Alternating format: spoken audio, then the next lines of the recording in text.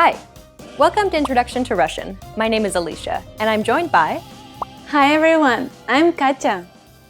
In this lesson, you'll learn the basics of Russian grammar.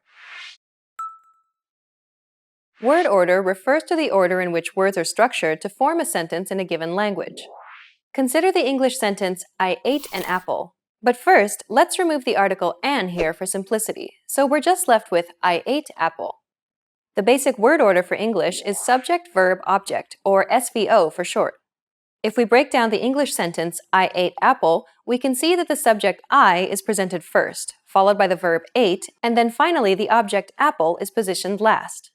This is the basic word order for sentences in English. Russian uses the same word order as English, SVO. Парень купил собаку. Парень, the subject, a guy, goes first. Купил, the verb bought, goes second. And собаку, the object dog, goes last. This means that you can create any basic sentence in Russian simply by exchanging the English words for Russian words using a dictionary and still be understood. Isn't that easy? In fact, Russian word order is much more flexible than English. Compare the following examples. Cats eat mice. If we were to swap the subject with the object, we'd get mice eat cats. As you can see, the SVO word order in English is fixed. Changing the word order changes the meaning of the sentence completely. Russian, on the other hand, is much more flexible. Starting with the SVO word order, кошки едят мышей. We can swap the subject with the object like we did for English, and yet, мышей едят кошки. The meaning of the sentence remains the same. In fact, we could swap the sentence any which way, and it still wouldn't change the core meaning of the sentence. Unlike English, Russian doesn't rely on the word order of the sentence to signify if a word is the subject or an object, because it uses special word endings that act as markers to indicate the role of the word in the sentence. In this example, we use the word ending "ей" in мышей to indicate that mice is the object of the sentence.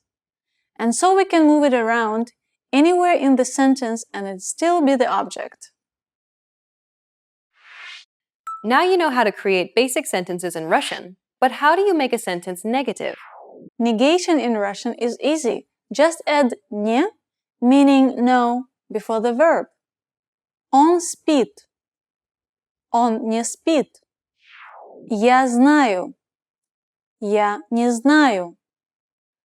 Unlike English, Russian permits double negatives. So in English, you would say, nothing happened. But in Russian, we would say, nothing didn't happen. Ничего не произошло. You can form many basic negative sentences in Russian by placing no before the verb. Turning a sentence into a question in Russian is even easier than turning it into a negative sentence. Simply raise your pitch at the end of the question as you would in English. Unlike English, though, you do not need to rearrange the order of any words. Simply say the sentence and raise the pitch at the end. Ты понимаешь? Ты понимаешь? To ask more than yes or no questions, you'll need to learn question words. Some common question words are Что? Как? Кто? Какой? Когда? We'll cover more of this in future lessons on Russian grammar. Well done! Let's wrap up this lesson by recapping what we've learned. In this lesson, you learned that Russian sentences can be formed using an SVO word order, just like English. Additionally, Russian uses markers to indicate the role of a word in a sentence, which allows the word order to be much more flexible. You make a negative sentence by adding no before the verb. And to create basic questions in Russian, simply add a question mark and raise your pitch at the end of a sentence. We've covered only the absolute basics of Russian grammar. If you're interested in learning more, check out our Russian in 3 Minutes video series. In that course, we teach you useful phrases while covering the fundamentals of Russian grammar, and each lesson is only 3 minutes long. In the next lesson, we'll introduce you to the basics of Russian writing. See you in the next lesson. Bye! Bye!